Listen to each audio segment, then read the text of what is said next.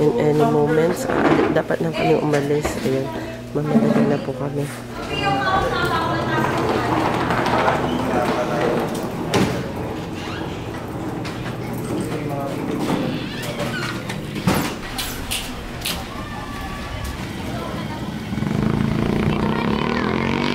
We're getting ready. Tara, hi guys! Hi guys! Ano? Hi guys lang?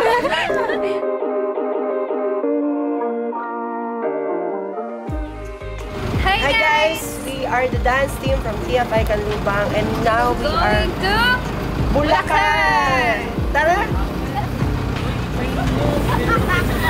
We're on the way na sa Bulacan and TFI Canlubang. So, ayan. Pagpasensyahan nyo na yung boses ko since balat po ako. I've been sick for the past few days. So, see you later.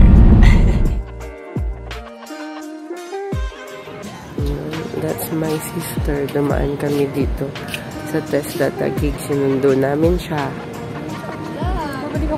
Habang nag-aantay kami kay ate. Ayan, naglaro muna ang mga dancers. So yan, nag-i-enjoy muna sila while waiting kay ate Rachel. Kasi pumasok ulit siya sa office. May need lang din daw siya asikasuhin bago umalis. So iniwan niya yung bag niya sa akin sa mga gamit. Ayan sila.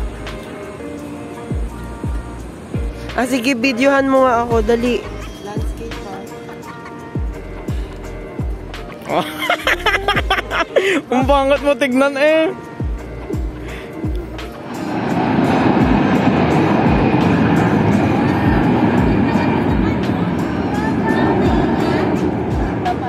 So, ayun na nga. Bumaba ulit kami. Dito na daw pala kami magla-lunch. Saan ang Jollibee nyo ngayon? Anong mix and match nyo? Anong mix and match nyo, guys? Ikaw, anong mix and match mo, Tidil? Almusal, tapsilog. Ay, meron ako. Tapsilog. Anong mix and match mo, Matt? Tapsilog. Yung ano namin mix and match naging tapsilog. Yeah, we are planning to order 2 meals. And it's a total of 4. Yeah. 4 May naisip burger with fries and burger steak with fish mango pie, and suddenly the mood hurts. They are now eating. At napilit niya po na meron bang pagkain. Pero in fairness kay Jelay, naka-mix and match siya. Yes. Indeed. The mix and match gulay with fish fillet. And Ate Kat also mix and match. But no rice. Gulay and siomai. Oh yeah. Til panindigan ng mix and match, dalawa din ang ulam natin, di ba? So, ngayon lang ulit ako magmamalamig. So, nakaalis na kami. Kakatapos lang namin mag-lunch. It's already 1:15 p.m. and call time namin sa Bulacan ay 2:30. So, sana hindi ma-traffic. Nandiyo ba? Look at my sister. Multitask kasi yung half day niya umabot ng 1 p.m.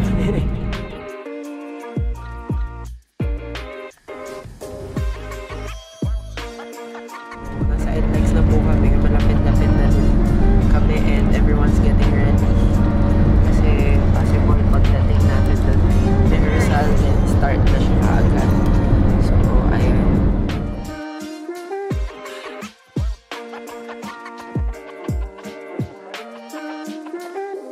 Gallery Wonderland.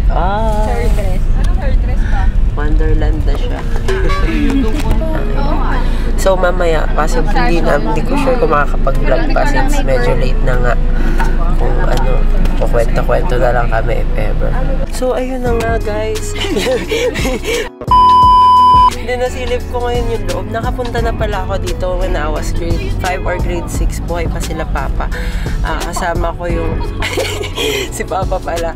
Kasama namin, mga pinsan namin from Nueva Ecija. Nagpunta. Big Rock pa yung name ng resort na ito. No? Napakalamig ng tubig na inaano nila dito. And sikat siya. Na-televise din yun that time. And today, kami naman yung matitelevise.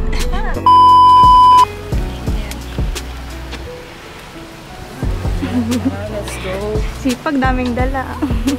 Nagpapabida sa vlog.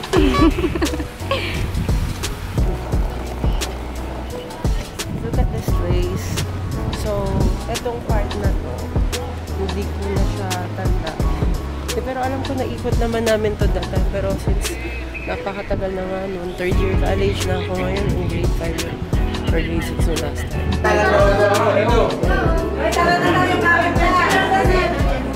Guys, ito po yung aming kwarto. Magbibis na to si Kuya. Mag-retards ka? Ano kung magpapabidyo ka nang nag-ibig? Hindi. Pindot mo, recording na yan. Pagka gusto mo na itigil yung recording, pindutin mo lang ulit.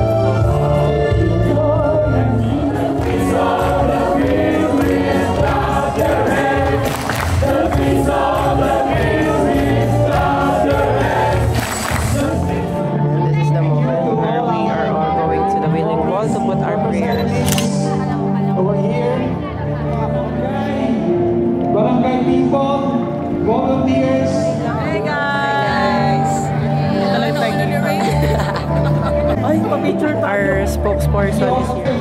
Tapos na ang program. So, mamaya magkukwento ako sa kotse ng mga nangyari since hindi naman ako pwede mag-vlog all the time.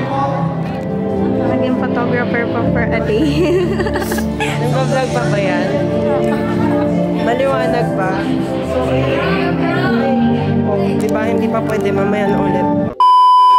So, yan, labas na kami, Wailing Wall. So, nag-pray kami. Habol ako makasulat ng prayer. Kahit hindi yan yung mismong wall sa Israel, but by faith, we do believe in prayers.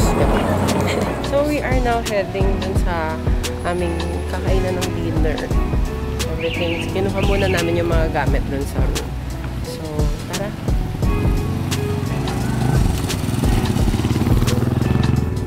Yan na po ang aming dinner for tonight.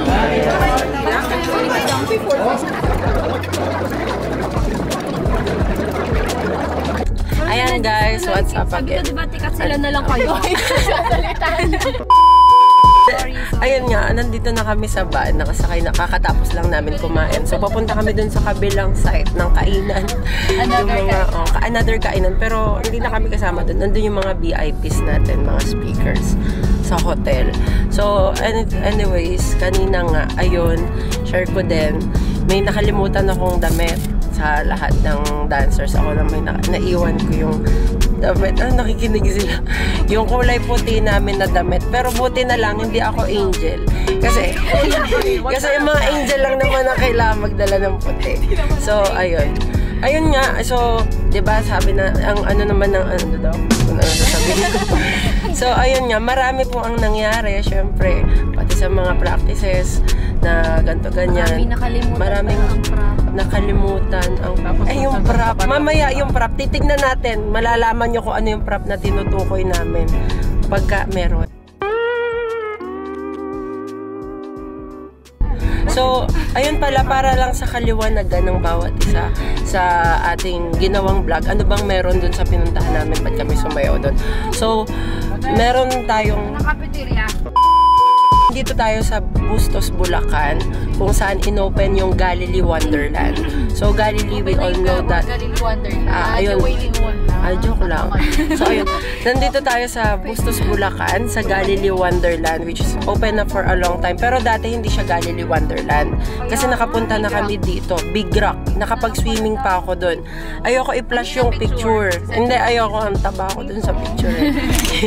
Tapos yun, ngayon, papasok nga kami dun sa sinasabi naming second location or yung second site na pwede mga magdi-dinner. Kasi susunduin namin sila mama. Ay, mama. Hindi namin nakalain na may parto ang aming dinner. Ayun, oo. May parto daw. Pwede pa daw po kami kumain. Naman daw. Grabe. Hiya. So yun, magbablog kami ngayon pabalik kasi nahiya kami kumuha kanina. So, nandito kami sa another part ng buffet. Yes. Area nila. Part 2 ng aming Ito pagkain. yung para sa mga super VIP. Ito yung ambassador ng Israel for the Philippines. Nakakuha kami ng dessert. Kanina pa kami nag-grave. Oh, successful!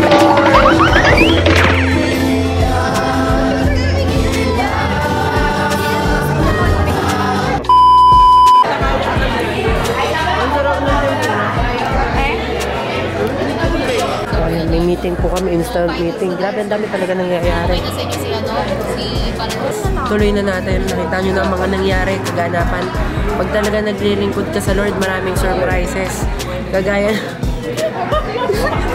balik tayo kanina dun sa sa Galilee. So, yun, Galilee. Sige nga, explain mo, Tijanay. Galilee. Ano meron ka? Yeah. So, kanina po, pinuntahan namin is the dedication of the Wailing Wall of the Philippines. So, gumawa sila dito sa Bulacan ng replica ng Wailing Wall sa Israel. Galing na, galing na. So, yun, ang ginagawa talaga doon ng mga Israelites tsaka ng mga visitors na pumupunta sa Israel is they put their prayers. Nagsusulat sila ng prayers, nilalagay nila sa wall. And pinagpipray nila. So, it is the same thing that we did hanggang sa dulo. Ginawa rin namin yun. Ayan. Sa Mount Sargilita sa Pilipinas. Ayan, isa yun sa mga tinuro ko. Si President, During the war. Hindi, yung nagbubukas ng pinto. Yung binuksan yung... Marinig ka, Manuel. Ay, Quezon. Quezon.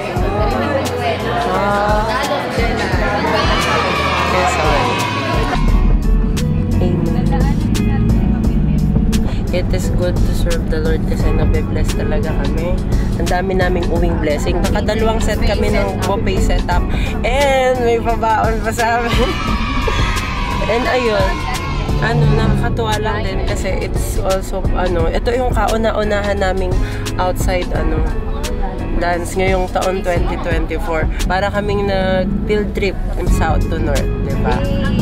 So, talagang God is so good. Hindi lang dahil sa yung dancers, but the Lord is good to TFI Canlubang sa aming church and sa dancers. And ayun, see you on our next vlog together with TFI Canlubang dancers. Bye-bye!